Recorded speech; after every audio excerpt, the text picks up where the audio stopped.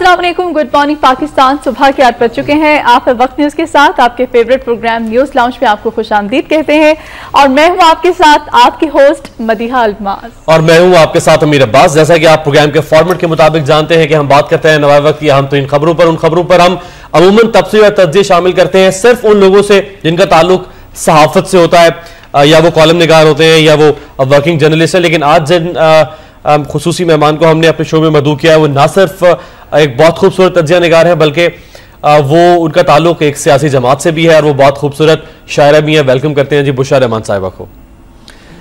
Programme के format के मुताबिक बढ़ते हैं न्यूज़ लाउंज में। सबसे पहले नवाए वक्त टुडे की जानिब।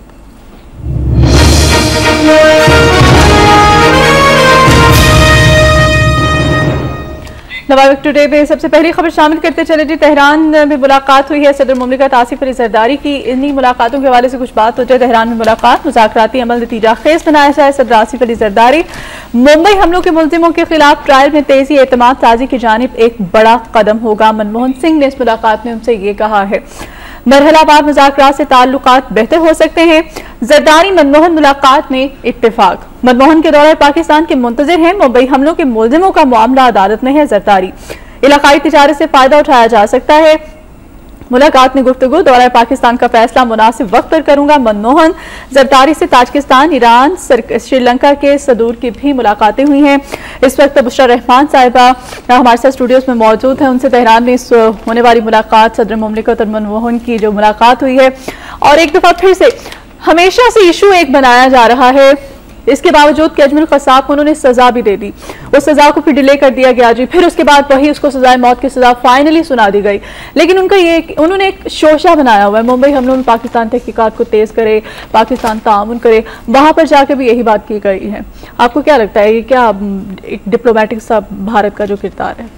एक तो ये है कि उनकी आदत है कि वो एक बात पकड़ लेते हैं और उसकी गर्दान करना शुरू कर देते हैं।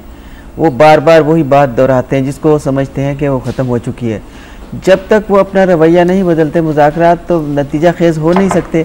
अभी उनकी मुलाकात हुई है जनाब आसिफ जरदारी के साथ, हमने भी टेलीविज़न पे देखा है, हंसते मुस्कुराते भी देखा है, गुफ्तगू करते भी देखा है, लेकिन ये तो नहीं पता होता कि किसी के दिल में क्या है जी। अभी जरदारी साहब ने फिर उनको दावत दिया कि आप पाकिस्तान में आएँ, तो पाकिस्तान में अगर वो हमें अपना दोस्त समझते हैं तो उनको पाकिस्तान में आना चाहिए, मुज़ाकरात की मेज़ पर आना चाहिए। जब कभी कश्मीर के बारे में मामलात हुए हैं, आपने देखा होगा कि वो मुज़ाकरात जो होते हैं वो मजाकरात में ख़त्म हो जाते हैं, क्योंकि दोनों बैठते हैं, हंसते हैं, खेलते हैं, बोलते हैं, बातें करते हैं और चले जाते हैं। अब इसी तरह उन्होंने अब मुंबई केस में एक फ़लसफियाना सी बात अपने बना लिया। हालांकि हम ट्रेन केस को हम नहीं शुरू कर सकते जहाँ पे मुसलमानों को जलाया गया था और मारा गया था। हमारा गुजरात के अंदर जो फसादात हुए वही हुआ है, मुसलमानों के साथ जो कुछ हुआ है हमारे साथ भी वो है। लेकिन वो चूंकि इस बात को आगे नहीं बढ़ाना चाहते, मैं असेंबली में भी यही कहती हूँ और यहाँ भी यही कहती हूँ, अगर वो किसी बात को आगे नहीं बढ़ाना चाहते तो फिर किसी बात और को भी आगे नहीं बढ़ाना चाहिए। मसलन उनके साथ कारोबार है, उनके साथ लेन देन है, रास्ता खोलना है, तिजारत की खातर है और उनसे ये लेना वो। मैं तो समझती हूँ हमें जब तक वो हमारे पानी का फैसला ना कर दे, जब तक वो हमारे कश्मीर का फैसला ना कर दे, जब तक वो हमारा हिस्सा हमको दे ना दे, हमें क्या ज़रूरत है कि हम उनसे बिजली लें या हम उनसे कोई और चीज़ लें। हमारा पानी दें, हमें बिजली नहीं चाहिए उनसे, क्योंकि उनके पास भी बिजली की शॉर्टेज है। तो बुशरा साहिबा, आपके पार्लियामेंटेरियंस का जो वफ्द भी गया है इंडिया में, तो उसको कैसे देखती हैं फिर?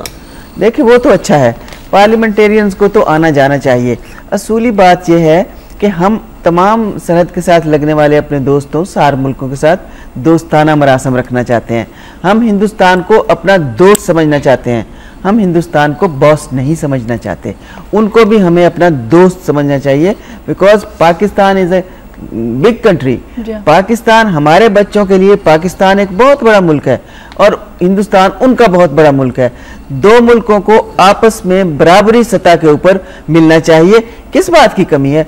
देखे, जितनी करप्शन हमारे यहाँ है उससे ज्यादा उनके यहाँ है, जितनी अफरा तफरी हमारे यहाँ है उससे ज्यादा उनके यहाँ है, और जो शोर शराबा यहाँ मचा रहता है हर वक्त वहाँ भी है। आप वहाँ के अखबारात देखें, वहाँ कोई फरिश्ते नहीं रहते।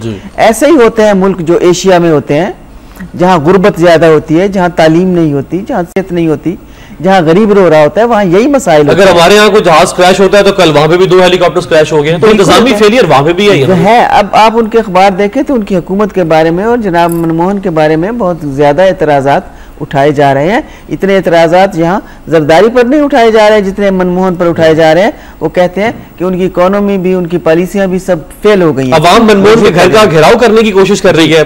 तो हम अपने दोस्त मुल्क इंडिया के अंदरूनी मामलात में दखल नहीं देते, ठीक है, उनकी पॉलिसियों पर दखल नहीं देते, वो भी हमारे अंदरूनी मामलात में दखल ना दे और वो इस तरह बातों को मत उठाएं अगर वो चाहते हैं, क्योंकि उनके पास आपको मालूम है कि Central Asia, gateway of Central Asia उनके पास नहीं है, उनके पास सेंट्रल एशिया का रास्ता नहीं है। वो हमसे रास्ता मांगते हैं सेंट्रल एशिया में दाखिल होने के लिए और हम इतने बेवकूफ़ हैं कि बगैर कुछ हासिल किए उनको वो रास्ता दे दें। हम उसका कोई टैक्स भी ना लें, उन गाड़ियों का भी कोई टैक्स ना लें जो अफगानिस्तान में जाती हैं, उनका भी कोई टैक्स ना लें। मुशर्रफ साहिबा, माज़रत के साथ हमने बगैर कुछ लेन देन किए, बगैर कोई फायदा हासिल किए, हमने उन्हें मोस्ट फेवरेट नेशन MFN का खिताब दे दिया और जिसकी वजह से जाके उन्होंने यूरोपीय मंडी में जाके हमने तजारत शुरू कर दी है। यही हुआ, ये हमने असेंबली में बहस उठाई थी, हमने ये सवाल उठाए थे। मैंने पर्सनली ज़ाती तौर पर जनाब अमीन फ़हीम से जाके बात की थी। मैंने कहा था ये कितनी बेवकूफ़ाना बात है कि पाकिस्तान में आप केले इंडिया से लें जो 250 रुपये दर्जन मिले, जबकि हमारा सिंध खुद कफील है केलों में और 50 रुपए 60 रुपए दर्जन के केले। 250 नहीं, मैं यहाँ पे बताती चलूं 300 रुपए दर्जन। अभी मैं जो 35 या 40 रुपए का था वो अब 300 वही कहीं, और अगर वो 300 की कीमत थी तो रेडी वालों ने 600 कर ली। उन्होंने कहा चलो जी यहाँ। हाँ जी, और रमजान में तो खूब उधम मचाया हुआ था सारे ने। मैं कहती हूँ, मैंने अमीन फ़हीम से कहा केले क्यों मंगवाए, आलू क्यों मंगवाए, टमाटर क्यों मंगवाए, हम इन चीजों में खुद कफील हैं। आपने ये क्या किया है, आप कुछ सोचें। और आपकी असेंबली में 76 औरतें हैं, आपकी स्पीकर औरत है, घर का बजट औरत चलाती है, बाजार के रेट औरत को मालूम है, मुझे मालूम है। अभी मुझसे पूछ ले, मैं आपको आज के रेट बताऊं। तो हमें क्यों नहीं उस मीटिंग में बिठाया, हमसे क्यों नहीं पूछा कि खाने पीने की कौन सी चीजें मंगानी चाहिए और कौन सी नहीं मंगानी चाहिए। खुद वहाँ इतनी गुर्बत है कि वो रोटी को तरसते हैं, छोटी छोटी रोटियां पकाते हैं वो, ताकि रोटी ज़ाया ना हो। और आपका ये आलम है कि आप उनसे ये चीजें मंगा के, और रेडियो ज़राई मुल्क होने के बावजूद आप, तो ये मैं इस पे आप मोस्ट फेवरेट नेशन वो हमें कहें या हम उनको कहें, ये तब तक नहीं हो सकता जब तक हमारे सियासी रवैये ठीक नहीं हो। सियासी रवैये जब तक ठीक नहीं हो जाते। जी बुशरा रहमान साहब हमारे साथ स्टूडियोज में मौजूद हैं, आप इनसे कोई सवाल करना चाहें तो कर सकते हैं, कोई अपनी कोई राय देना चाहे, कोई मसला हो जो कि आप हमारे साथ शेयर करना चाहे तो भी कर सकते हैं। लाइव नंबर मैं आपको बताते चलूँ, ये इन लाइव नंबर पे आप हमें कॉल करके हमारे साथ हमारे प्रोग्राम में लाइव शामिल हो सकते हैं। 0423 हमारा कोड है जी, 6312187 हमारा पहला नंबर है। दूसरा नंबर भी मैं आपको बताते चलूँ, 0423 हमारा कोड है जी, 6315207 हमारा दूसरा नंबर है। और एक लाइव कॉलर हमारे साथ मौजूद है गुजरांवाला से, Liaquat Ali. Liaquat, welcome to the show, क्या कहेंगे आप? मैं आज कहना चाहूँगा, बड़े दिनों से बात करने को भूल जाता हूँ, ये नवाए मतलब जो लियाकत आप काइंडली थोड़ा सा ऊंचा बोलिएगा, आपकी आवाज बहुत मध्यम आ रही है। नवाए मतलब की जो खबरों की हेडिंग जो लगाते हैं ना, उनको जरा वो हेडिंग बात दफा खास लगने वाली होती है, वो छोटी होती है। और दूसरी नवाए मतलब के हवाले से यह है कि इसकी तस्वीरों का म्यार वो नहीं है, और हमको पुराने कारी हैं, हमें दुख होता है कि जो नए अखबार आ रहे हैं उनकी तस्वीरों का म्यार अच्छा है, और ये सबसे अच्छा अखबार है हमारा कौमी अखबार, उसकी तस्वीरें धुंधली होती है। और एक तो काइंडली इस पर जरा गौर कीजिए। जी, काफिया के हवाले से बात करना चाहूँगा कि आप तो अमेरिका वाले उसे छोड़ना चाहते हैं, हमारी गवर्नमेंट अभी भी जाग नहीं रही, ये अभी भी सोए हुए हैं। कि इनको जरा याद कराएंगे, काइंडली मेहरबानी करके दरखास्त भेजते हैं, उनसे गुजारिश कर दें कि वो छोड़ दें। जी बहुत शुक्रिया। लियाकत अली थे गुजरांवाला से। डॉक्टर आफिया सिद्दीकी का सवाल, एक और लाइव कॉलर हैं जो हमारे साथ लाइन पर मौजूद है, अमीर उनको भी शामिल करते चले अपने प्रोग्राम में। सज्जाद हैं जी हमारे साथ। सज्जाद वेलकम कहेंगे आपको अपने प्रोग्राम में, क्या कहना चाहेंगे आप? हाँ जी, बहुत शुक्रिया। और खुशखबरी ये है कि लाहौर में अभी सुबह बारिश हुई और मौसम बहुत अच्छा हो गया, लेकिन बच्चों के लिए मसला कि स्कूल जाने के लिए उन्हें दिक्कत आ रही है। पर मैं ये कहूँगा कि बात मैं गोई करना चाह रहा था कि ये करोड़ों रुपए की जो कमीशन लेके हमें केले खिलाए गए हैं 300-400 रुपए दर्जन वाले, और इतनी महंगे सेब और ये वो हमारे रोजे, इन्होंने इस कदर मुश्किल कर दी है कि इफ्तारी में हमें पता है कि यह घर की खवातीन जो है खतूने खाना, उन्हें पता है कि कैसे उन्होंने ये इफ्तारी के दिन गुजारे हैं। बहरहाल इसमें कमीशन भी खाई गई है और सब कुछ हुआ गया है। आगे चलते हैं। आगे बात यह है कि आफिया के मामले में हम बिल्कुल मुत्तफिक हैं, और सारी कौम ये एक आवाज में कहती है कि आफिया को किसी भी कीमत पे पाकिस्तान में लाना चाहिए, चाहे 10 शकील आफरीदी छोड़ने पड़े, बिल्कुल दफा करें, इन्हें छोड़ दें। आफिया हमारी बेटी है, हमारी माँ है, बहन है, इसे बिल्कुल पाकिस्तान में और अपने लोगों के बीच में आना चाहिए। इसी बात में ये कहूंगा कि मैंने एक बात उठाई थी कि अगर जनूबी पंजाब आप चाहते हैं तो हमें कालाबाग डैम चाहिए, हमें देना चाहिए। उसके जवाब में कॉल आई थी पिछले दिनों कि जी अगर कालाबाग की बात करते हैं, डैम की बात करते हैं तो पाकिस्तान टूट जाएगा। मैं कहता हूँ कि क्या इतना ही कच्चा धागा है पाकिस्तान के, पाकिस्तान टूट जाएगा कालाबाग की वजह से या दूसरी वजह से? लेकिन ये जो पाकिस्तान तोड़ने की बातें वो करते हैं, जो पाकिस्तानी नहीं है, जो पाकिस्तानी है वो पाकिस्तानी तोड़ने की कभी, यह पाकिस्तान को टूटना देखने की कभी बात सोच भी नहीं सकता, करना तो बड़ी दूर की बात है। ये वही लोग हैं जिन्होंने पहले भी पाकिस्तान तोड़ा है, अब वो पाकिस्तान तोड़ने की बातें करते हैं। बहुत शुक्रिया सज्जाद, आपका मैसेज हम तक पहुंच गया है और बुशरा रहमान साहब हमारे साथ स्टूडियोज में मौजूद हैं। बुशरा साहब, पहले तो डॉक्टर आफिया सिद्दीकी के हवाले से दोनों लाइव कॉलर्स जो थे हमारे, उन्होंने कहा है कि हम वो तो देना चाहता है, अमेरिका चल किसी तरह से रजामंद हो गया, थोड़ा सा उसकी तरफ से मर्जी का इजहार किया जा रहा है, लेकिन पाकिस्तान में इस हवाले से कोई ठोस इक़दामात, कोई इस वक्त संजीदगी का मुजाहरा नहीं किया जा रहा हुक्मरानों की जानिब से। और दूसरे उन्होंने कालाबाग डैम के हवाले से भी बात की। पहले डॉक्टर आफिया सिद्दीकी के हवाले से आपसे कमेंट्स लेना चाहेंगे, आपकी राय क्या कहती है? जाहिर है मैं तो अपने अवाम के साथ हूँ, एक खातून है, हम तो मैंने तो उनके ऊपर कॉलम भी लिखे हैं और हम लोग काफ़ी अरसा से हाउस के अंदर भी शोर मचा रहे हैं, बाहर भी शोर मचा रहे हैं। ये आपने कहा है कि संजीदगी नहीं, उन्होंने बेहिसी इख्तियार की हुई है, हुकूमत ने उसके बारे में बेहिसी इख्तियार की हुई है। ये आप रहमान मलिक को यहाँ बुलाएं और उनसे पूछें कि कितनी सज़ा और उस खातून को देना चाहते हैं। वो पाकिस्तान की आबरू है, पाकिस्तान की बेटी है, उसके साथ ये सलूक अब नहीं होना चाहिए। खुदा के वास्ते उसको माफ़ी दिलवाएं। अगर नहीं दिलवा सकते, जो भी उसके साथ वो करते हैं अपने काम मनवाने के लिए वो सौदेबाजी कर लेते हैं, लेकिन आफिया सिद्दीका के लिए अब इस वक्त मेरा ख्याल है सारी कौम को खड़े हो जाना चाहिए और उसको अब रिहाई मिलनी चाहिए और उसको आना चाहिए। कालाबाग डैम के हवाले से भी आप लाहौर हाई कोर्ट में एक पिटीशन दायर हुई है, आपकी उसमें एक्सपर्टीज भी है, उस पर जरा कमेंट कर दें अगर। ये मैंने देखा है आज यहाँ कालाबाग डैम का मामला मुश्तरका मफादात कौंसिल में नहीं ले जाया गया, मुदाखलत कर सकते हैं, हाई कोर्ट ने कहा है। तो मैं यहाँ अपने भाइयों के लिए, अपने बच्चों के लिए ये कहना चाहती हूँ कि मैंने ये सबसे पहले 23 साल के बाद सूबाई असम्बली, नेशनल असम्बली में ये उठाया और मुझे ANP की तरफ से बहुत ज़्यादा मुखालफत आई, वगैरह वगैरह सब हुआ। और उसके बाद उन्होंने ये कहा कि अगर हमने कालाबाग डैम बनाया तो नौशहरा डूब जाएगा, फलां फलां फलां हो जाएगा। खुदा की कुदरत ये हुई कि अगले साल वैसे लेकिन बारिश हुई, हम तो 6 फुट ऊंचा पानी ले जाना चाहते थे और उसको उसकी सतह से नीचे रखना चाहते थे, कालाबाग की सतह से जी। वो 13 फुट पानी से सारा नौशहरा डूब गया।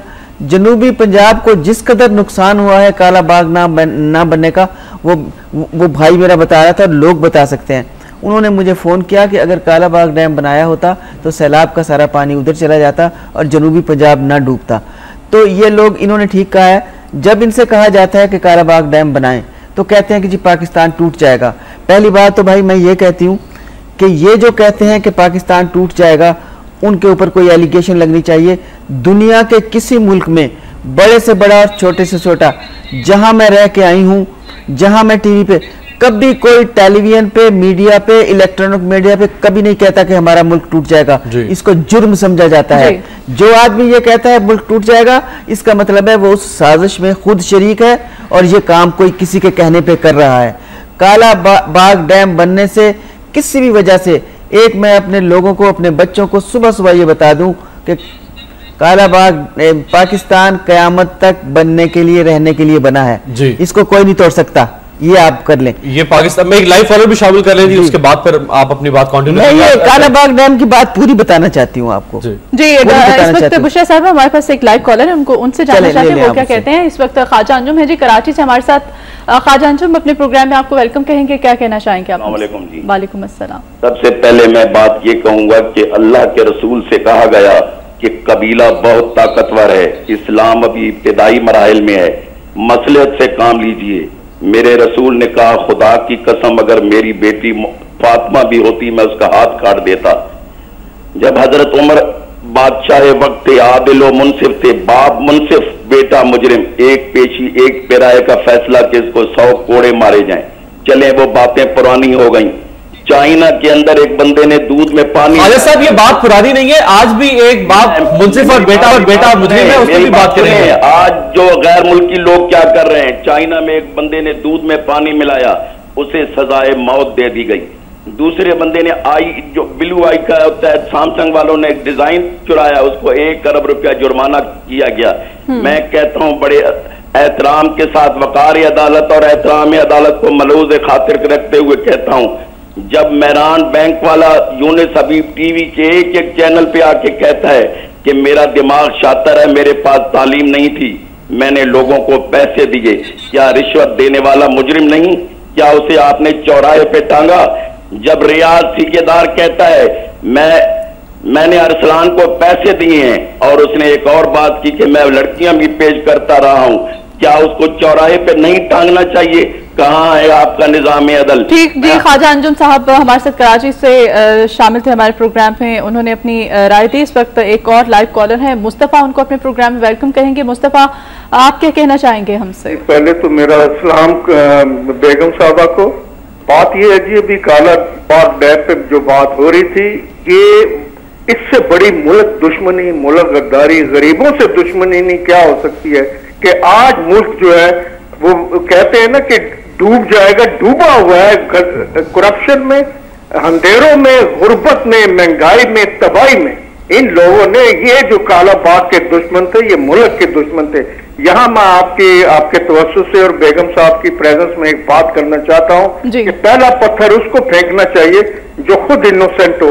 मैं मीडिया के हवाले से बात करता हूँ कि मीडिया के कुछ लोग, कुछ मीडिया चैनल्स आपके अलावा ऐसे एंकर्स बिल्कुल वो ट्रांसपेरेंट है, यहाँ है कि किन के लिए काम कर रहे हैं, किन पार्टीज के लिए। मैं समझता हूं वो दिन रात एहतसाब करते हैं सियासतदानों का, औरों का, सही करते होंगे, लेकिन उनका एहतसाब वो करे जो खुद क्लीन हो। इनका एहतसाब एक ग्रैंड कमीशन बनना चाहिए जो हर चैनल का, हर एंकर का, हर न्यूज कास्टर का करे कि इनके लिंकेजेस पाकिस्तान में किस पार्टी से हैं, किस पत्ताखोर टारगेट किलर के ये एजेंट्स हैं जिनसे खौफ ज़दा है। ये बात नहीं कर सकते मुल्क के इंटरेस्ट में। इन्होंने कभी काला बाग डैम की सपोर्ट नहीं की, इसलिए कि ये एक वेस्टेड इंटरेस्ट को केटर करें। आप देखिए अरसलान केस, सारा वक्त अरसलान केस, कोई पाकिस्तान में और करप्शन का केस नहीं है। एक साहब ने रात को एक बड़े आला मुक्तदर पर्सनालिटी की बात को बड़ा अप्रिशिएट करते हुए कहा जी उन्होंने हमारी बात सुनी, आपकी एक बात सुन ली और बाकी करप्शन के केसेस खत्म हो गए। ये लोग पाकिस्तान को मिसगाइड कर रहे हैं। पाकिस्तान में ऑनेस्ट, शरीफ, नोबल लोग और बिल्कुल खरे लोग आने चाहिए जिन्होंने पाकिस्तान से झूठ बोला है, मक्कारी की है, फ्रेब किया है, जो किसी के लिंकेजेस के एजेंट्स हैं, इनको मैं समझता हूं कि करार वाकई सजा दी जाए। बहुत शुक्रिया मुस्तफा साहब, लाहौर से कॉल करते हैं। हम आपकी तनकीद मीडिया पर, साफियों पर, एंकर्स पर हम खुले दिल से उसको कबूल करते हैं, होनी चाहिए। हर शख्स को कानून के सामने जवाब देना चाहिए, चाहे वो किसी भी तबके से ताल्लुक रखता हो, एक आम आदमी हो या कोई खास हो, आवाम हो या खवास हो, हम उसको वेलकम करते हैं। इंशाल्लाह इस बारे में आप अगर आवाज उठाते रहेंगे तो ये मामला भी एक ना एक दिन जरूर किसी खास शक्ल डालेगा। आप काला बाग डैम के हवाले से अगर अपनी बात कंटिन्यू। तो मैं ये जो कॉलें आ रही हैं मुझे सुन के मेरे दिल को तकलीफ भी हो रही है और मुझे अच्छा लग रहा है। जब इस किस्म के लोग हैं हमारे मुल्क में जो ऐसी सोच रखते हैं तो हमें मायूस होने की ज़रूरत नहीं है। हर घर में ये लोग हैं, हमारी नौजवान नस्ल ऐसी है, वो सब ये पाकिस्तान के लिए करने के लिए तैयार हो जाएंगे। कम से कम एतराज़ तो उठाए जा रहे हैं ना, गलत को गलत तो कहा जा रहा है ना। ये बड़ी अच्छी बात है जो आपके प्रोग्राम में इस किस्म के लोग टेलीफोन करते हैं और ये बात कहते हैं। तो काला बाग डैम के ऊपर मेरे साथ बहुत होती रही और मुझे निशाना बनाया जाता रहा, लेकिन बहरहाल पाकिस्तान के लिए हम कुछ भी करने के लिए तैयार हैं। पाकिस्तान की खुशहाली और उसकी मईशत को अपने कदमों पर खड़ा करने के लिए काला बाग डैम जरूरी है। ये हम बहुत से अखबारों में, ये आपकी जाती सोच है या आपकी पार्टी की सोच है? क्योंकि आपकी पार्टी, हमारी पार्टी की नहीं सोच है, हमारी पार्टी PML के। क्या मैंने इतना असेंबली में शोर मचाया, अगर हमारे पार्टी के मंशूर में ये ना होता तो वो मुझे मना करते इस बात पे। मुझे लोगों ने ये कहा, देखिए ये कहने का एक फैशन हो गया है। यहाँ मैं अपने लोगों से कहना चाहती हूँ, हमको हर उस आदमी का मुंह तोड़ देना चाहिए जो ये कहता है कि काला बाग डैम बनेगा तो पाकिस्तान टूट जाएगा। कैसे टूट जाएगा? एक पार्टी कह रही है और चंद एक लोग सिंध से कह रहे हैं। मैं ये समझती हूँ यहाँ बैठ के सुबह सुबह अल्लाह का नाम लेके आई हूँ। जिन लोगों ने बाहर से इसके लिए प्रोग्राम पकड़े हुए हैं, पैसा पकड़ा हुआ है, वगैरह वगैरह किया हुआ है, वो लोग कह रहे हैं, बाकी तो सारा पाकिस्तान। देखिए साहब, आपकी पार्टी की एक वजीर ने वजीर आजम के खिलाफ अपना केस रेंटल केस में वापस ले लिया, थोड़ा बैकडोर पर चले गए। कालाबाग डैम के हवाले से आप कोई ऐसा मौक़िफ़ क्यों नहीं इख्तियार करते ताकि आवाम को पता तो चले कि पीपल्स पार्टी और आप में क्या फर्क है? आप हुकूमत के इत्तेहादी और राजा परवेज अशरफ साहब की जानिब से, जो कि अब वज़ीर आज़म के मनसब पे हैं, उनकी जानिब से ये कहा गया था कि इसको लपेट दिया जाए इस मामले में। फैसल साहब का मैं नाम नहीं लिया, लेकिन उन्होंने केस वापस ले लिया रेंटल में, वो थोड़ा पीछे चले गए। पहले वो बड़े दबंग तौर के सामने आ रहे थे। ये जो अलायंस बनते हैं और अलायंस टूटते हैं और जो सियासत है उसकी किसी चीज़ को हतमी मत समझा करें। मैं चूंकि थोड़ा सा अलग हूँ, थोड़ी सी राइटर भी हूँ, मैं अपने मौक़िफ़ पे कायम हूँ। अगर मेरी पार्टी मुझे इसकी सजा देती है तो मुझे कबूल है, लेकिन मैं अपने मौक़िफ़ से हटने के लिए तैयार नहीं हूँ। कालाबाग डैम नागुज़ीर है, बनेगा बनेगा और इंशाअल्लाह बनेगा, और हमारी ज़िंदगी में बनेगा और हमारे बच्चे बनाएंगे। हमें मालूम है कि हमारी नई नस्लें इसको बनाएंगी। मैं इससे पीछे नहीं हटी। मुझे सब लोगों ने आके डराया और कहा आप ये कैसी बातें कर रहे हैं, ये हो जाएगा वो हो जाएगा। मैंने कहा पहले भी लोग बहुत कहते थे ये हो जाएगा वो हो जाएगा, होता वही है जो मंजूर है। तो इसलिए ये कालाबाग डैम, ये नवाए वक्त ने बहुत ज्यादा हमेशा उन्होंने उसमें एडिटोरियल में इसका जिक्र किया है और हमेशा इस फोरम पे बात होती रही है। देखिए जो बात होती रहती है वो बात चल रही होती है, वो चलती रहती है। हमने कई ऐसे देखे हैं मिशन जो 40-40, 50-50 साल के बाद, 1906 में मुस्लिम लीग बनी थी, 1947 में पाकिस्तान बना, कितने साल लगे। तो इसी तरह फिक्र की बात नहीं है। हमने और हमारे लोगों ने मिलके ये हुकूमत हो या कोई और हुकूमत हो, उसको मजबूर करना है और कालाबाग डैम बनाना है। बुशरा रहमान साहब हमारे साथ मौजूद हैं। ये ना सिर्फ इनके तज्जिए जो है वो आप उनसे महसूस हो रहेंगे, बल्कि ये शायरा भी हैं, इनकी शायरी भी हम सुनेंगे। कुछ अगली खबरों को भी शामिल करते हैं। कानून की बालादस्ती में हुकूमत असेंबलियों और जमहूरियत की बका है, गलतियां दोहराएं तो सबका नुकसान होगा, चीफ जस्टिस ऑफ पाकिस्तान का ये कहना है। उसके अलावा अरसलान केस के हवाले से जो फैसला महफूज किया गया था 2 रोज कबल, कल उसका फैसला सुना दिया गया है। अरसलान केस नैब से वापस शोएब सडल के सपुर्द कर दिया गया। 30 रोज में तहकीकात मुकम्मल करने का हुक्म। शोएब सडल पर मुश्तमिल यकरुकनी कमीशन को जुडिशल अफसर के तमाम इख्तियारात हासिल होंगे। अटॉर्नी जनरल पर इल्जामात बज़ाहिर दुरुस्त मालूम होते हैं जो बाइस तशवीश हैं। नैब को अटॉर्नी जनरल का खत अदालती हुक्म से तजावुज़ मालूम होता है। उन्होंने किसी मरहले पर मलिक रियाज से ताल्लुक जाहिर नहीं किया, यह भी सुप्रीम कोर्ट ने अपने फैसले में ऑब्जर्वेशन दी है। अरसलान केस के हवाले से कहा जा रहा है कि कुछ जो है वो खास फेवर दी गई है अरसलान इफ्तिखार को, क्योंकि बाकी बहुत सारे केसेस में जब अपीलें की गई तो उनको मुस्तरद कर दिया गया, लेकिन अरसलान इफ्तिखार के हवाले से जो है उनकी जो तहफ़्फ़ुज़ात है कि नैब सही तहकीकात नहीं कर रहा, तो उन तहफ़्फ़ुज़ात को केटर करते हुए नैब से लेके अब डॉक्टर शोएब सडल को दे देखिए। कुछ लोग ये कह रहे थे कि उस तरह फेवर हो रही है, कुछ लोग कह रहे हैं कि इस तरह फेवर हो रही है। अब ये अदालती मामले हैं, इनके ऊपर हम क्या कह सकते हैं। इस तरह तो होता है, उस तरह तो जब कोई फैसला सामने आएगा तो हमें मालूम होगा फेवर हो रही है कि नहीं। लेकिन हमारे सामने केस साफ शफाफ आ गया है। एक चीफ जस्टिस के बेटे के ऊपर जो था वो अदालतों में हो रहा है और हमारे सामने आ रहा है, और हम उसके ऊपर इतनी ही बात कर सकते हैं फैसला आने से पहले।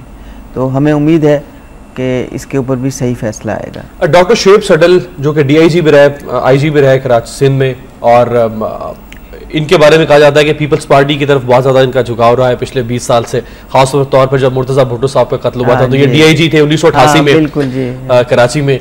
तो आपको लगता है कि ये सुप्रीम कोर्ट ने खुद एक ऐसे शख्स को ये केस सपुर्द कर दिया जो कि पीपल्स पार्टी के बहुत करीबी रहा है? देखिए, अब सुप्रीम कोर्ट को निशाना बनाना छोड़ दीजिए, जो उसने फैसले किए हैं उसको करने दीजिए, फिर जो उनके नताइज सामने आते हैं उनको आने दीजिए। जो अब हो चुका, हमारे कहने से अनडन तो नहीं होता, वो है, तो इसको अब रहने दीजिए। हम उम्मीद रखते हैं कि ये केस भी फैसले के मुताबिक, इंसाफ के मुताबिक सामने आएगा और हमारे लोग उस पर इज़हार ख्याल करेंगे और सब पता चल जाएगा। और मुकम्मल तौर पर सुप्रीम कोर्ट ने अपने आप को इससे अलहदा कर लिया है और ये केस इंतजामिया को सपोर्ट कर दिया गया है। अब इंतजामिया के ऊपर ये बहुत बड़ा उनके लिए इम्तिहान होगा कि वो इस केस को किस तरह से, सारी दुनिया को कुछ नहीं किया जा सकता, कुछ इस तरह खुश होते हैं, कुछ उस तरह, लेकिन मजमूई तौर पर जिस चीज़ पे लोगों को इत्मीनान हो वो बेहतर होती है। जी, अगली खबर की जानिब बढ़ेंगे जी, जो कि नए सूबों के हवाले से। नए सूबे पानी मानी कमीशन का आज होने वाला इजलास मुलतवी, तहफ़्फ़ुज़ात दूर करेंगे। खुर्शीद शाह के इस्हाक डार से मुलाकात। मुस्लिम लीग नून इजलास में शिरकत करे। खुर्शीद शाह, हमारा मौक़िफ़ दो टोक है, क़यादत को पैगाम पहुँचाऊँगा। इस्हाक डार, इजलास मुस्लिम लीग नून के तहफ़्फ़ुज़ात पर मुलतवी हुआ। हियत तरकीबी पर नजरसानी, हजारा और दीगर सूबों में को भी शामिल करने पर कमीशन कबूल करने का इंदिया। नए सूबों के हवाले से बुशरा रहमान साहब आपसे बात करना चाहेंगे कि नए सूबे जो हैं, नए सूबे और पंजाब असेंबली में फिर आए रोज जो तमाशा बर्पा किया जाता है हुक्मरानों की जानिब से आपके सामने, आपको क्या लगता है कि नए सूबे इस वक्त जरूरत है पार्टी भी पेश रहती है पंजाब असेंबली में, या फिर एक सियासी? ये देखिए, बहुत अरसा पहले इस पे काम शुरू हो जाना चाहिए था, क्योंकि सारी दुनिया में कहीं 20 सूबे हैं, कहीं 22 सूबे हैं, कहीं 200 सूबे हैं। सूबों का ज़्यादा होना कोई इतनी बुरी बात नहीं है, लेकिन सूबों के बारे में बाकायदा गौर व गौस करके, क्योंकि हमारा एक आइन मुरतब हो चुका है, उसमें तो हमारे इतने ही सूबे हैं। पहले तो आइन में तरमीम करनी पड़ेगी आपको कि आप आइन में आप तरमीम करेंगे और आप पहले कमीशन बिठाएंगे जो ये फैसला करे। आप सिर्फ पंजाब के ऊपर क्यों नज़र रखते हैं? मतलब ये है कि सूबे तो बहुत से बनने चाहिए, हज़ारा को भी सूबा बनना चाहिए, जो बेचारे पहले से रो रहे हैं कि उन्होंने पख्तूनख्वा के लिए वोट भी नहीं दिए हैं और वो देना भी नहीं चाहते हैं इसके लिए।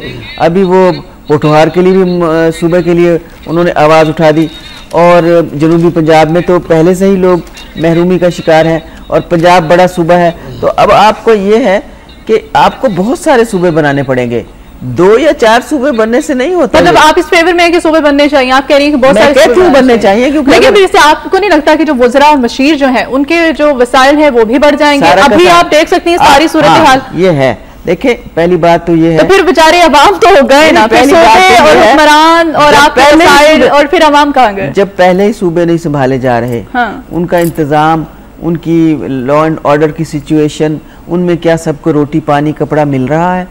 पहले तो सारे सूबे संभाले नहीं जा रहे।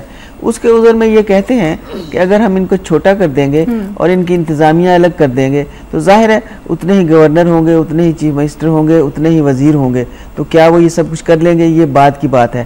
पहले ये है कि बहुत अच्छी तरह से बैठ के सोचना है, ये तअस्सुब पर नहीं होना चाहिए, ये इलेक्शन जीतने के लिए नहीं होना चाहिए, ये महज लोगों के लिए होना चाहिए, इंसानों के लिए होना चाहिए, जिनको आज रोटी भी नहीं मिल रही, पानी भी नहीं मिल रहा, उनके लिए होना चाहिए। ये जिस तरह हमारी ज़मीन है ना, हमारे पाकिस्तान का नक्शा, उसको सामने रखना चाहिए और उसके मुताबिक तअस्सुब में नहीं ये काम करना चाहिए। क्योंकि अब आपने ये सुना है कि एक सूबे के लोग कहते हैं हमारे सूबे को हाथ लगा के देखें, हम ये कर लेंगे वो कर लेंगे। भाई क्या है, अगर सूबे बनेंगे तो फिर सारे पाकिस्तान में बनने चाहिए। लिसानियत और कौमियत की बुनियाद पर सूबा नहीं बनना नहीं, इंतजामी बुनियाद पर सारे पाकिस्तान में आप 10 सूबे बना दें, 20 बना दें। उसके बाद फिर आपको एक नया आइन बनाना पड़ेगा जिसमें आपको इख्तियारात की तकसीम करनी पड़ेगी और वजीरों को थोड़ा करना पड़ेगा। अल्लाह के वास्ते इतने वजीर छोड़ दें, ये इतने वजीर आधे तो आपके बैठे हुए हैं जी अंदर, आप कहते हैं छोड़ दें, 16 तो आपके अंदर है ना। हम तो इसके खिलाफ है ना। मैं तो ये कहती हूँ कि वजीरों का काम क्या है? तो फिर तो बहुत सारे वज़रा को घर जाना पड़ेगा। तो क्या है, इज्जत की जिंदगी तो बसर करेंगे। मेंबर होना सबसे बड़ा एजाज़ है ना कि आपने कभी मुझे देखा है कि मैं कभी इस दौर में पड़ी हूँ? मैं समझती हूँ कि पार्लियामेंट के अंदर बैठना, पार्लियामेंट के काम करना, मसाइल उठाना, लोगों की बात करना, ये इसको सियासत कहते हैं। ये तो नहीं है कि आप झंडा लगा लें और आपको सारे अल्लाह करे कि आप जैसी सोच हर हुक्मरान में पैदा हो जाए और प्रोटोकॉल। और बात यह है, इतनी गाड़ियाँ, इतना पेट्रोल। मैंने एक दफ़ा जब हमारे साबिक वज़ीर आज़म थे तो मैंने असेंबली में उनसे सवाल किया था, उनके फ्लीट के साथ 36 गाड़ियाँ थी। लाहौर फिरोजपुर रोड पे खड़े होकर मैंने गिना था, क्योंकि हमें उन्होंने रोक दिया एक तरफ हो जाए, आदमबू होने, लेकिन सवारी आ रही है, अच्छा। शाही सवारी आ रही है, हम एक तरफ होकर खड़े हो गए। फिर मैंने गाड़ियां गिनी, लेकिन आगे से लेके पीछे, सुनिए, आगे से लेके पीछे सर। ये वो दिन था जिस दिन शहर में पेट्रोल नहीं मिल रहा था और मुझे 2 लीटर पेट्रोल चाहिए था। मेरी गाड़ी बिल्कुल खाली वहाँ खड़ी, तो हम लाइन में लगे हुए थे कि अल्लाह के वास्ते 2 लीटर पेट्रोल। मैंने हूँ और मेरे पास पेट्रोल नहीं है। इस तरह के भी लोग हैं आपके बुशरा साहिबा। लेकिन माजरत के साथ एक आपके वज़ीर आज़म थे जिनके स्क्वाड में मेरा ख्याल 72 गाड़ियां हुआ करती थी, शौकत अजीज साहब। और सदर थे एक आपके जिनके स्क्वाड की वजह से पूरे शहर जो है वो पुलिस और फौज से भर दिया जाता था। थे। और गिलानी साहब, वक्त ऐसा बदलता है कि आप एक फ्लीट में सिर्फ एक आसिफ हाशमी दिखाई देते हैं एयरपोर्ट पे जब आज वो उतरते हैं लाहौर पे। तो नहीं, मैं तो इसको हमेशा बुरा लिखती रही हूँ ना। मेरा आप कॉलम पढ़ के देखें, मैं कुटती रही हूँ, मैं जलती रही हूँ। मैंने उनसे कहा उस वक्त तो क्या जब आप कुड़ती हैं, जलती हैं, लिखती हैं इन सब चीजों के खिलाफ, तो क्या आपके पार्टी के जो दीगर लोग हैं शेर भी कुछ सुन लेते हैं इसी मुनासबत से कि ये जो तफरीक है अवाम और हुक्मरानों के दरमियान जो फर्क पैदा हो गया है, मेरी बात तो इस पे थोड़ी शायराना गुफ्तगू भी अगर हो जाए। नहीं, वो तो शायराना गुफ्तगू बाद में करेंगे हम। ये अमीर शहर और गरीब शहर का जो फर्क है इसको कैसे देखते हैं? मेरी बात सुने, जो खराब बात है मैं करूंगी। देखें जी, सच बोलना चाहिए कम से कम एक लिखने वाले को। आज लिखने वालों पर भी बड़ी बातें हो रही हैं, लेकिन हमें उनसे अलहदा होना चाहिए। वज़ीरों को बहुत सी गाड़ियां देना। एक बार मैं मोटरवे पे जा रही थी, हमारे एक वज़ीर के साथ, आम वज़ीर, ऑर्डिनरी वज़ीर के साथ 12 गाड़ियां थी। क्यों थी? मैंने जाके सवाल उठाया है। वो कहते हैं अब आप इनके अलाइज हैं, आप ऐसी बातें करते हैं। मैंने कहा मैं फ़कीर तबा औरत हूँ, मुझे क्या फ़र्क पड़ता है कि मैं ये बात करूँ। मैंने वज़ीर आज़म से कहा कि मैं 2 लीटर पेट्रोल की भीख मांगने के लिए सड़क पे खड़ी हुई थी और आपके साथ 36 कारें थी और सारी की टैंकियां पेट्रोल से फुल थी। अगर आप इतनी गाड़ियां ना रखते तो अवाम को पेट्रोल मिलता होता। तो उन्होंने जो उसकी तावील पेश की उसको तो छोड़िए। तो वो मुझे कहते हैं कि आप क्यों वो बात कहती रहती हैं जो हम नहीं करते। जो भी आदमी आता है, आप सुन लीजिए नए आने वाले लीडरों की तकरीरें, वो कहता है मैं ऐसा नहीं करूँगा, लेकिन वो आते ही वैसा ही करता है। जो शहाना माहौल होता है, मैं आपको क्या बताऊं। ये दरबारी लोगों की आदत पड़ती है। एक सवाल मैं पूछना चाहूंगी, आप जब इस तरह के सवालात उठाती हैं और आपने कहा कि आप लिखती भी हैं बाकायदा इस तरह की बातों के हवाले से, तो आपको फिर कुछ मुश्किलात का सामना नहीं करना पड़ता? मुश्किलात ये है कि मुझे पिछली सीटों पे बिठाते हैं। चलिए, लेकिन हमने आपको अवाम के सामने लिया है ताकि आप अपनी बात का इजहार कर सके। एक और खबर शामिल करते हैं जी, ईरान के हवाले से जो वहाँ पे गैर वाबस्ता ममालिक की तहरीक का इजलास जारी है। पाकिस्तान भी वहाँ पे नुमाइंदगी कर रहा है। सदर आसिफ अली जरदारी वहाँ पर मौजूद हैं। ईरान ने कहा है कि पुरअमन एटमी प्रोग्राम से दस्तबरदार नहीं होंगे, नया वर्ल्ड ऑर्डर लाया जाए। पाकिस्तान अफगानिस्तान में शहरी मनसूबाबंदी के तहत कत्ल किए जा रहे हैं, ये कहना है ईरानी सदर महमूद अहमदी नैयात। और सुप्रीम लीडर ईरान के आयतुल्लाह खामेनेई ने नाफ में कॉन्फ्रेंस से खिताब किया है, ईरान इसराइल को धमकियां देना बंद करे। बैन की मौन, शाम में बगावत इनकलाब है। मोहम्मद मुर्सी शामी वफ्द ने वॉकआउट किया है सारी सूरत हाल से। कैसे कमेंट करेंगे जी? कल भी ईरान ने फिर अमेरिका को ललकारा है और कहा है कि जी अक़वाम मुत्तहिदा पर सबसे पहले तो हमें कोई एतमाद और यकीन नहीं रहा, ये एक कठपुतली इदारा बन चुका है, सिर्फ अमेरिका की ही इसमें चलती है, बाकी तो किसी मुल्क की नहीं चलती। देखिए, अब इस खित्ते में किसी ना किसी को तो डिस्टर्ब करना चाहता है अमेरिका किसी ना किसी तरह, जबकि ईरान हमारा दोस्त मुल्क है और वो काफ़ी दफ़ा कह चुका है कि वो सिर्फ अमन की फ़िज़ा कायम रखने के लिए ये सारा कुछ कर रहा है। एटमी प्रोग्राम जो उनके हैं, वो कहते हैं हमारा हक है, वो उनका हक है, इसमें कोई शक नहीं है कि ये उनका हक है कि ये करें, इस खित्ते में वो करें। फिर ये है कि वो एक खुद कफील मुल्क है, उसके पास गैस है, उसके पास तेल है, उसके पास वसाइल हैं।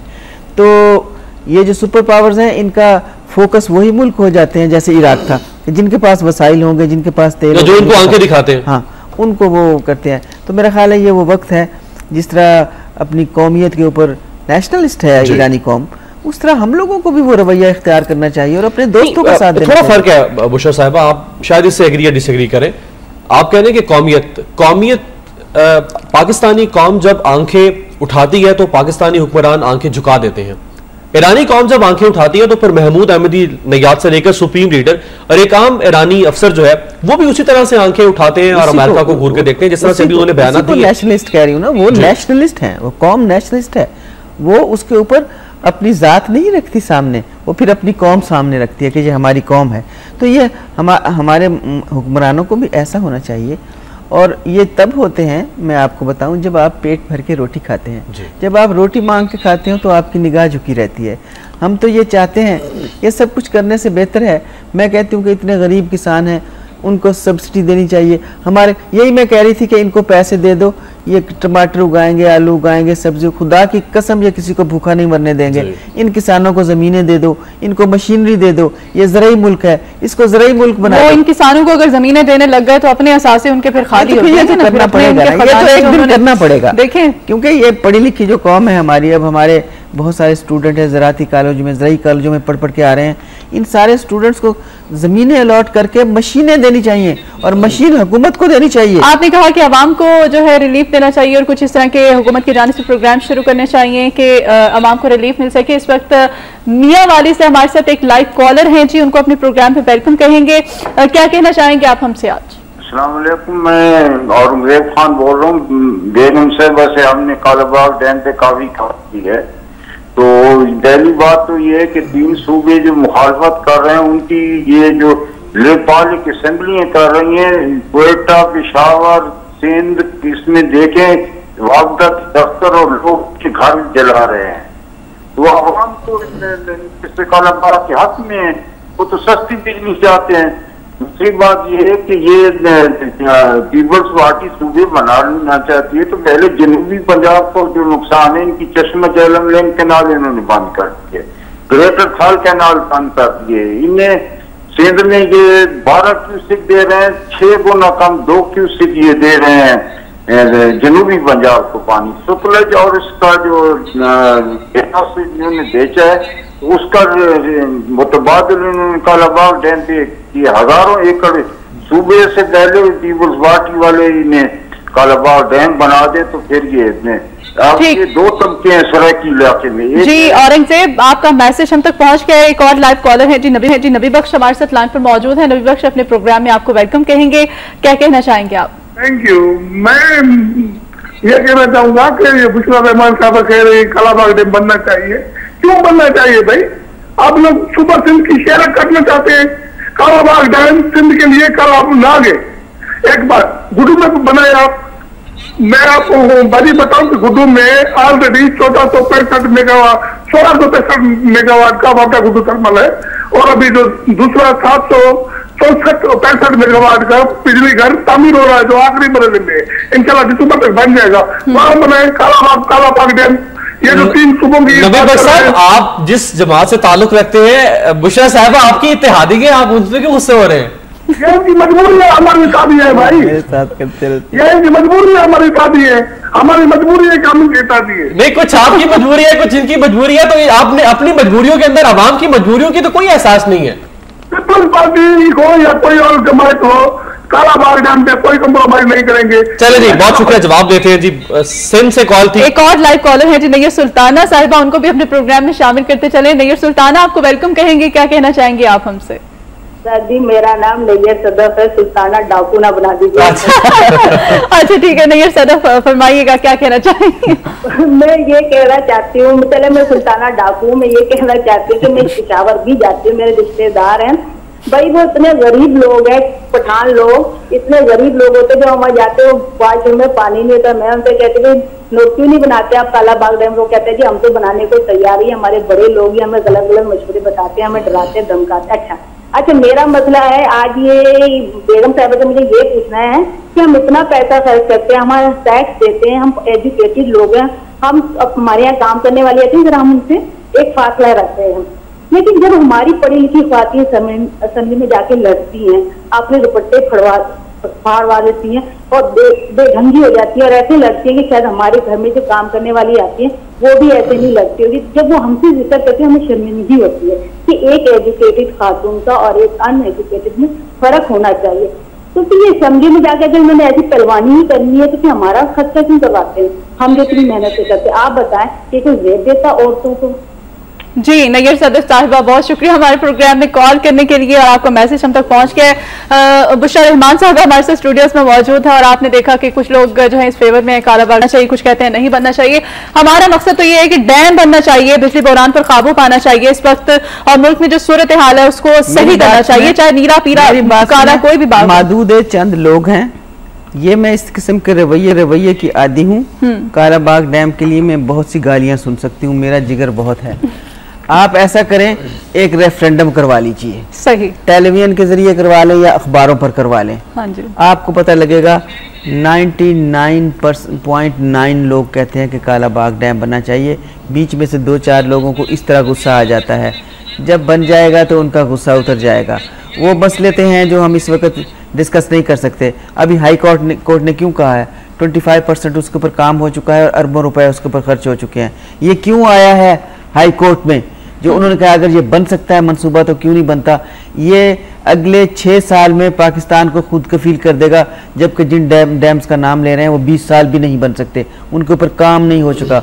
इसके ऊपर कई अरब डॉलर खर्च हो चुके हैं और बाहर से जो पार्टियां आई थी उन्होंने भी कहा है कि ये फीजिबल है। आपका मतलब ये मौक़िफ़ है कि डैम बनना चाहिए और हमारा भी यही मौक़िफ़ है। मेरा मौक़िफ़ है कालाबाग डैम बनना चाहिए, काला बने, उसका नाम कुछ और रख लें। वो औरंगजेब साहब ने फोन किया, मैं उनकी बहुत ममनून हूँ। उस जमाने में उन्होंने मेरी बहुत हौसला अफजाई की, मुझे बहुत फ़ोन किए और मुझे बहुत से मसाइल और उनके हल के भी खत मियाँ वाली से मैं उनकी बहुत ममनून हूँ। बहुत मुखलिस आदमी है पाकिस्तान के साथ। जो पाकिस्तान से मोहब्बत करता है वो कालाबाग डैम बनाना चाहता है। ठीक, जो पाकिस्तान से मोहब्बत करता है वो कालाबाग डैम बनाना चाहता है। आपने मोहब्बत की बात की तो कुछ शायरी की भी बात हो जाए। फिर वो मौसम भी काफी अच्छा है। औरतों की बात हुई, वो तो नैयर तो खफा हो जाएंगी। नैयर कह रही थी कि जो असेंबली में जाके औरतें ये सब कुछ करती हैं, हमें भी नैयर बहन, हमको भी शर्म आती है। हम भी असेंबलियों में बैठे हैं, मैं भी असेंबलियों में बैठी हूँ। हाँ, जब मैं सूबाई असेंबली में थी, आप तो पता नहीं उस वक्त बच्चे होंगे, तो जब मैं सूबाई असेंबली में थी तो मुझे एक दिन किसी ने कहा, आप तो अदीब हैं, आप यहाँ बैठी क्या कर रही हैं? हाँ। आप सियासतदानों में बैठी क्या कर रही हैं? आपको तो अदीबों में होना चाहिए। मैंने कहा मैं अदीब हूँ तो सियासतदानों को अदब सिखाने के लिए यहाँ आ बैठे। ठीक, इस पे लोगों ने बात आपने अदीब होने की बात की तो बुशरा रहमान आपका नाम है। मैं ये जानना चाहूंगी आपसे, क्वेश्चन करना चाहूंगी, रहमान आपका तखल्लुस है या फिर क्या? रहमान मेरे शौहर का नाम है। ये कब रखा? अब्दुल रहमान मेरे शौहर का नाम है, निकाह नामे में ये नाम मुझे मिल गया। अच्छा। तो फिर बुशरा रहमान। तो मैं अदीब ज्यादा हूँ, शायर कम हूँ। शादी से पहले किस नाम से शायरी? बुशरा रशीद। बुशरा रशीद। मैं शादी से पहले 12 साल की उम्र से मैंने लिखना शुरू किया। सही। बुशरा रशीद के नाम से लिखना शुरू किया और मैं काफ़ी छप चुकी थी जब मेरी शादी हुई। उस वक्त मैं बुशरा रशीद थी। अच्छा। शादी मेरी अब्दुल रहमान साहब से हुई तो मैंने आम आप जैसी फैशनेबल लड़कियों की तरह जिद नहीं की। उन्होंने कहा जी मेरा नाम साथ लगाना है। मैंने कहा जनाब आपका नाम साथ नहीं, मेरे शौहर ने तो कहा भी नहीं था, फिर भी मैंने लगाया। इसमें वो आम फैशनेबल लड़की वाली कोई बात नहीं है। ये औरतों की आदत है। ये औरतों के लिए अगर शौहर वफादार हो, रिस्पॉन्सिबल हो तो एक बड़े एजाज की बात होती है। अगर हटा दे तो ऐसे कह रही है औरत अगर हो, ये हमारा काम है कि हमने यही करना है। अच्छा, ताबेदारी करे शौहर की, अगर मगर कहां से इतना नहीं है। चलो फिर कोई शेर सुना दे। दोनों का काम है। क्या सुनाऊं मैं आपको? कोई भी अच्छा सा ना कोई। मैंने ये मशहूर औरतें जैसे आप भी वर्किंग वुमन हैं, मैं भी हूँ, हम काम भी करते हैं, तो क्या हमारे काम को तो कोई हमारी मदद सराही तो होती नहीं। कितनी भी मेहनत करके घर में जाएं, घर में जाते ही हमको वही झाड़ू पकड़ना पड़ता है और वही आटा गूंदना पड़ता है। बच्चे छोटे छोटे रिस्पॉन्सिबिलिटीज और वो सब करते हैं। तो मैंने एक लिखी थी, नज़म लिखी थी आज़ाद औरत के ऊपर। तो वो मुझे उन्होंने, जगन्नाथ आज़ाद ने मुझे ख़त लिख के कहा था कि ये आपने एक औरतोग्राफी लिख दी है। इरशाद फरमाइए। तो मैं आपको सुनाती हूँ कि मैंने आपको ये नहीं बताया कि मैंने अब तक 40 किताबें लिखी हैं। नावल, अफसाने, सफ़रनामे, शायरी, ये वो वगैरह वगैरह। तो मैंने उस हिसाब से ये नज़म लिखी थी कि ये 4 कागज़ जो मैंने लिखे, ये 4 कागज़ जो मैंने लिखे, मेरी गवाही में क्या कहेंगे? मेरी गवाही तो देगा चूल्हा कि जिसमें मैंने जलाया दिल को, पकाया दिल को, खिलाया दिल को। वाह। जलाया दिल को, पकाया दिल को, खिलाया दिल को। और मेरी गवाही तो देगा झाड़ू कि जिसके तिनकों ने आशियाने के गिर्द सुथरा हिसार खींचा, गुबार खींचा। क्या बात, क्या घिरौंदे के आपने पूरा जो है वो एक नक्शा। क्या बात। और मेरी गवाही तो देगा आंगन कि जिसमें मैंने सुखाए कपड़े, धुलाए कपड़े, सुखाए कपड़े, छुपाए धब्बे, सुखाए कपड़े। वाह। और मेरी गवाही तो देंगे बच्चे कि जिनकी खातिर तमाम सुबहें, तमाम रातें उधार दे दी, बेगार दे दी। वाह। और सजा के ख्वाबों की पालकी को, सजा के ख्वाबों की पालकी को शबाब में सजा के ख्वाबों की पालकी को शबाब में रहन रख दिया था। रहन रख दिया, रहन रख दिया था। रहन रख देती है वो औरत और बच्चों के लिए सब कुछ करती है। और फिर आखिर में है, और कहेगा जो कुछ कफील मेरा सजील मेरा, कहेगा जो कुछ कफील मेरा सजील मेरा, उसी से पलड़ा ढलक पड़े या छलक पड़ेगा। आप कहते हैं कि उसी की गवाही काम आएगी। उसी से पलड़ा ढलक पड़े या छलक पड़ेगा, ये 4 कागज जो मैंने लिखे मेरी गवाही में क्या कहेंगे, वेस्ट पेपर की बास्केट में पड़े रहेंगे, सड़ा कहेंगे। वाह, एक वर्किंग वुमेन के हवाले से जो औरतें, जिस तरह मदिया शायद खुशी हो रही होगी कि इनके बारे में भी कुछ बात की है, काम करने वाली खवातीन। ये शायरी लग रही है जब आप बुशरा रहमान बनी, जब आप बुशरा रशीद थी उस वक्त की शायरी कुछ सुनाए जिसमें कोई रोमानवियत नजर आया आपको। वो थोड़ी रोमांटिक है। हाँ जी प्लीज, मौसम भी काफी अच्छा। तो वो मैं आपको सुनाती हूँ अपनी एक। आपने मुझे ये कहा नहीं था कि आप मेरी शायरी सुनेंगे, कहा था मुझसे नहीं कहा तो नहीं, लेकिन शायर तो मतलब उनको तो अगर शायर जो है वो तो इस मुंतजिर होते हैं कि उन्हें कहे सही। और हमारे प्रोड्यूसर हमें कह रहे हैं कि जी उन्होंने आपको बताया था कि आप शायरी सुनाएंगे। मैं इनकी भी अभी थोड़ी देर में खबर लूंगा। कि मुझे कि मैं सुना देती हूँ। चलिए आप तलाश करें, मैं इतनी देर में एक सवाल भी आपको थ्रू कर दूं। जिस तरह कहते हैं ना कि सच कहाँ लिखेगा मेरे दौर का तारीख दां, जब वो अपना पेट भरता है कहानी बेचकर।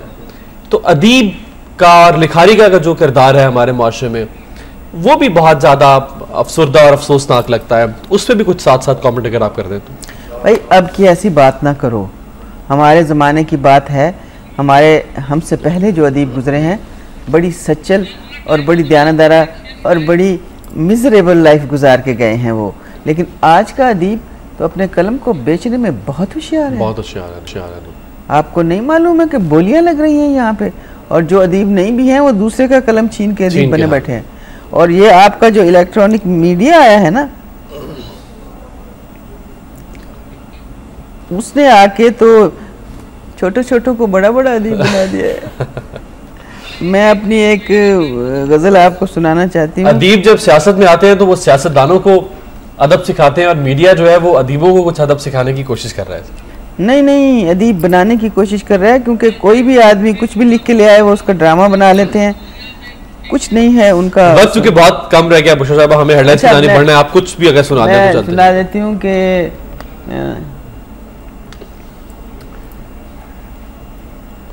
अपने होने की सजा मैंने बहुत पाई है, अपने होने की सजा मैंने पाई है, मेरी शोहरत है कि जैसे मेरी रुसवाई है। वाह वाह। यूं तो हर शहर में कुछ लोग मुझे जानते हैं। Oh my God. यूं तो हर शहर में कुछ लोग मुझे जानते हैं, मेरी बचपन की सहेली मेरी तन्हाई है। वाह क्या शोहरत है। वाह। मेरी बचपन की सहेली मेरी तन्हाई है। घर में मजदूर के चादर थी जो पैबंद लगी, घर में मजदूर के चादर थी जो पैबंद लगी, अब के आंधी जो उड़ी वो भी उड़ा लाई है। अब के आंधी जो उठी वो भी उड़ा लाई है। जिस तरफ आंख उठे खूने तमन्ना देखूं, जिस तरफ आंख उठे खूने तमन्ना देखूं, लोग कहते हैं कि गुलशन में बहार आई है। और एक शेर है कि किसी मानूस सी दस्तक को तरसते हैं किवाड़, किसी मानूस सी दस्तक को तरसते हैं किवाड़, किसी मानूस सी दस्तक को तरसते हैं किवाड़, वरना इस शहर में किस किस से शनासा। किस किस से शनासा। आप मक्ता कहते, उससे पहले मुझे आपको कता करना पड़ रहा है यहाँ पे। बहुत शुक्रिया बुशरा रहमान साहबा हमारे साथ मौजूद है स्टूडियो में। शायरा, एक मारूफ सियासी शख्सियत। और मुझे बहुत अच्छा लगा जो आज उन्होंने एक वर्किंग वुमेन के हवाले से खास तौर पे बात की, और जो लिखा आपने शायरी की। मैं प्रोग्राम के बाद भी आपसे ये जरूर शायरी सुनूंगी और चाहूंगी कि मजीद आपसे कुछ जो है मैं भी कुछ हासिल कर सकूं, और मजीद बुलाएंगे भी इन्हें प्रोग्राम इंशाल्लाह जरूर। और न्यूज लाउंज पे हमारे पास टाइम बहुत कम है, लेंगे एक ब्रेक के बाद दोबारा हाजिर हूँ कि आप हमारे साथ रहिएगा।